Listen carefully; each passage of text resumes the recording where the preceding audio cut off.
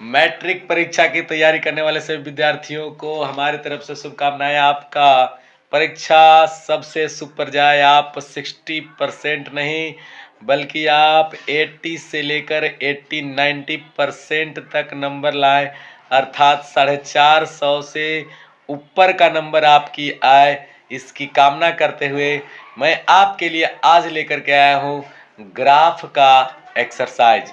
यह exercise 3.2 exercise कहलाता है NCERT से। ठीक है, NCERT का यह प्रश्नावली 3.2 का क्वेश्चन है। मैं इसमें से एक क्वेश्चन आपको बताया था पहले, और आज हम 4 का सेकेंड नंबर क्वेश्चन बताने वाला हूँ। जैसा कि इक्वेशन दिख रहा है आपको, x - y = 8 दिया है, और फिर है 3x - 3y = 16 दिया है। सबसे पहले हमें इसकी जांच करनी होती है। जांच क्या करना है? जांच ये करना है कि यह जो है संगत है या असंगत है। हाँ, अगर संगत है तो पहले संगत असंगत की हम अनुपातिक विधि से जांच कर लेंगे। अनुपातिक विधि होता क्या है बॉस? तो अनुपातिक विधि क्या है, जैसे आप अगर मान लो कि अनुपात इसका लो, तो इसका अनुपात लिए तो 1/3 आया, और इसका अनुपात लीजिएगा तो फिर से -1/-3 रहा, ये कट गया है ना। तो ये दोनों तो हो गई बराबर। अब फिर एक और का आप अनुपात इनका लीजिएगा, तो 8/16, तो मतलब 8 गुना के 16, 1/2, अर्थात ए वाला हिस्सा बराबर नहीं आ रहा। तात्पर्य यह कि A1/A2 तो बराबर है B1/B2 का, बट बराबर नहीं है C1/C2 के। ठीक है, तो ऐसे में यह असंगत समीकरण कहलाता है। असंगत समीकरण कहलाता है। हमने आपको बताया था कि जैसे ये बात जान लो तो ये भी स्पष्ट कर दो कि ग्राफ कैसा होगा। तो ग्राफ कैसा होगा? तो ग्राफ होगा हमारा समांतर। यह भी स्पष्ट यहीं पे कर लेंगे। देन आफ्टर हम क्या करेंगे? फ्रॉम फर्स्ट समीकरण 1 से चलेंगे, और हम इस समीकरण के लिए जो बॉक्स तैयार होते हैं वो तैयार कर लेंगे, यानी वैल्यू। तो y को राइट करोगे बोस, तो 8 प्लस क्या मिल जाएगा? y। ओके, एंड x बराबर सॉरी, अब बॉक्स तैयार करो, अब कुछ करना नहीं है, अब नाटक खत्म। ठीक है, अब हमें एक उचित वैल्यू अपने से सोचना है माइंड में, और यहाँ पर पुट करते चला जाना है। सपोज अगर हम y का वैल्यू रख दें -2 या -4, तो -4 रखेंगे तो 8 में से 4 जाएगा तो 4 ही बचेगा, और y के जगह अगर हम -5 रख दे तो 3 बचेगा। 5 और 3 8, सॉरी प्लस में 3 आएगा, -5 यहाँ रखोगे तो 8 में से 5 गया तो 3 रहा। तो फाइनली हमने ये प्राप्त कर लिया कि कितना आएगा एक समीकरण से ग्राफ का जो बॉक्स है। अब हम फ्रॉम किससे? तो फ्रॉम इक्वेशन नंबर 2 से। तो इक्वेशन नंबर 2 क्या कहता है? 3x - 3y बराबर क्या रखेंगे? 16। अब 3x को यही रहने दो बस, और 3y को राइट कर दो। 16 प्लस हो गया 3y, एंड x बराबर क्या हो जाएगा? 16 प्लस 3y बट्टा में 3 आ गया नीचे। अब एक बॉक्स हम इस जगह पर तैयार कर लेते हैं। ठीक है ना, इस तरीके से आप तैयार कर लेंगे x और y। अब y का वैल्यू एक एग्जैक्टली सोचिए ताकि काम आ जाए, सही से एक वैल्यू एग्जैक्टली आ जाए। तो क्या सोच सकते हैं हम? अगर y के जगह पर हम वैल्यू रख देते हैं 1, तो 1 रखने से -1 रखने से ही 13 बना देगा। अच्छा चलिए 2 रख देते हैं, 3 दूनी 6, तो 10 ही आ जाएगा, 10/3 कटेगा नहीं। अच्छा 4 रख लेते हैं तो भी नहीं आ रहा, 4 3 12, 4 आ गया। 5 रख लेते हैं तो 5 3 15, फिर भी नहीं आ रहा है। यानी एक अटपटा वैल्यू लगता है कि ये आएगा, एग्जैक्टली वैल्यू दे नहीं पा रहा है ना। तो एग्जैक्टली वैल्यू आएगा कैसे, ये सोचना है। अब सोचो तो 0 16 फिर भी नहीं आ रहा है बस। अब क्या मैं करूं इसका? 3 दूनी 6, अगर मैं इसे 6 कर दूं तो 22 बन रहा है, अगर इधर से 9 कर तो 25 बन रहा है, फिर भी नहीं हो पा रहा है। 4 5 रखने से भी नहीं हुआ, और 6 रखूं तो 6 18, 18 16 नहीं हो पा रहा है। तो फिर इसका मतलब ये है कि पॉइंट में वैल्यू अब में लाना ही पड़ेगा, कुछ ऐसा हमें जुगाड़ बैठ नहीं रहा सटीक।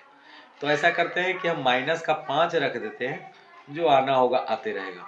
तो 5 तरीके 15 हुआ, माइनस का 15, 15 गया 16 में, तो बच गया कितना हमारे 1/3, यानी y का वैल्यू कितना आएगा बस 1/3।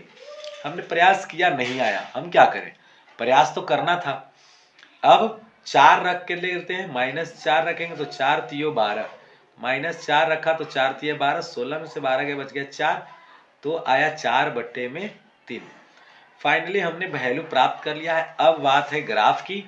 चलिए ग्राफ पेपर पर हम पहला काम क्या करते हैं सो दिखा देता हूँ। पहले आप क्या करना है कि एक स्केल तैयार कर लेना ऐसे फटाफट, है ना, ओके। और फिर ऐसे करके आप लाइन खींच दो, ये लो, शानदार हो गई, जानदार हो गई, मस्त हो गया, एक नंबर सुंदर हो गया। ठीक है, यहाँ पर क्या हो गई x, और ये वाला हिस्सा हो गया x डैश, ये वाला हिस्सा y हो गई, और यहाँ का हिस्सा हो गई y डैश। ठीक है, अब क्या है, यहाँ पर वैल्यू हम लोग डालते रहते हैं, वैल्यू डाल दो भाई, 1, इसमें 2, थोड़ा फटाफट करते हैं, 3 है, 4 है, 5 है, और यहाँ 6 है। इधर की ओर रख दो 1, ये 2 है, ये 3 है, ये 4 हुआ, ये 5 हुआ, ये 6 हुआ। हमने कोई भी वैल्यू माइनस में लाया है क्या, लाया है, तो माइनस में भी रखना पड़ जाएगा, -1, -2, -3, -4, -5, -6। ठीक है, इधर से रख दीजिए -1, -2, -3, -4, -5, चलो एटलीस्ट हमने वैल्यू दोनों में तरफ डाल लिया है, पूरी तरह से ग्राफ रेडी है हमारा। अब पहला हमारा 4 और -4 का है, जैसा कि हमें दिख रहा है कि यहाँ पर पहला जो हमने वैल्यू निकाल रखा है वो 4 और 4 का है। तो 4 और 4 इसमें ढूंढेंगे कि 4 हमारा x में प्लस में और y वाले में माइनस का चाहिए, तो माइनस का 4 यहाँ पे दिख रहा है, अब प्लस का 4 इसमें है, तो इस जगह से आप देख लो x हमारा 4 दिख रहा है कि नहीं, और y में -4 दिख रहा है। फाइनली हमारा एक पॉइंट यहाँ मिल गया, इसका नाम a दे देंगे, लिख देंगे यहाँ पर 4 - 4। फिर नेक्स्ट हमारा है 3 और 5, जैसा कि यहाँ पे दिख रहा है 3 और 5, तो 3 यहाँ पे है और y में 5 यहाँ पे, यहाँ पर से देखने पर 3 और 5 हमें दिख रहा है, वो x में 3 दिख रहा है, y की तरफ 5 दिख रहा है, सो डैट यहाँ 3 और 5 भैया। अब हम क्या करेंगे, इस पॉइंट का नाम B दे देंगे और इन दोनों पॉइंट्स को ज्वाइन कर देंगे मस्त एकदम आराम से सुपर तरीके से। अब आपको ग्राफ से 5 नंबर का जो क्वेश्चन आती है एकदम कोई रोक नहीं सकता, बस आप आसानी से 60% से ऊपर नंबर लाकर 10,000 रुपये की प्राइज जो सरकार के द्वारा दी जाती है उसे आप प्राप्त कर सकते हो, कोई शक, कोई डाउट, कोई प्रॉब्लम नहीं। आइए हम नेक्स्ट जो हमारी वैल्यू है वो बट्टा वट्टा में है, और ऐसा वैल्यू तो भाई कहिए राक्षस की तरह होता है, लोगों को डर लगता है, क्या किया जाए। y का वैल्यू माइनस में 5 है और x का वैल्यू 1/3 है। y का वैल्यू माइनस में 5 यहाँ पर होता है और x में वैल्यू कह रहा है कि 1/3 है, तो 1/3 का मतलब क्या कि यहाँ से यहाँ के बीच में ही उसकी वैल्यू कहीं है। ठीक है, तो 3 कहने का मतलब हो गया 1, 2 और 3, ऐसे गिन लेना है, इसको बराबर बराबर स्केल पर अपने से कर लेना है। तो 1 हो गया, यहीं से गिनती होती है 1, 2, 3, और ये कह क्या रहा है 1, तो ए वाला हिस्से से नीचे आ जाओ सीधे एकदम और इस जगह पर पॉइंट आउट करो, यही हो गई इसकी पोजीशनिंग जिसे हम P कहेंगे। ये पॉइंट है आपका, क्या इसका वैल्यू है x में 1/3 और y में -5। ठीक है, अब दूसरी हमारी है -4 और देखिए यहाँ पर -4 है और एक है 4/3 है, -4 और 4/3,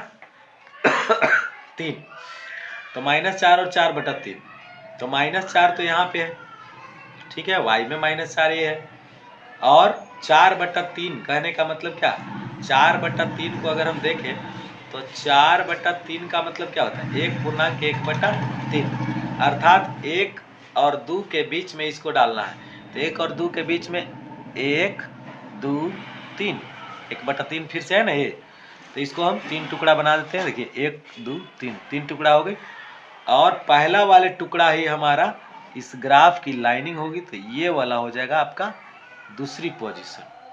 ठीक है, तो दूसरी पोजीशन हमारा ये मिल रहा है, ये वाला सही है। तो यहाँ से हम देख रहे हैं तो y एक्सिस जो है हमारा 4 दिख रहा है, यहाँ से इधर ये मिल जा रहा है। तो दोनों काम हमारा बन गया कंप्लीटेड। अब हमारे पास एक पॉइंट ये है और दूसरी पॉइंट ये है। हम इन दोनों पॉइंट्स को मिला देंगे, दोनों पॉइंट्स को मिला देंगे तो हो जाएगा प्रतिच्छेद फिर तो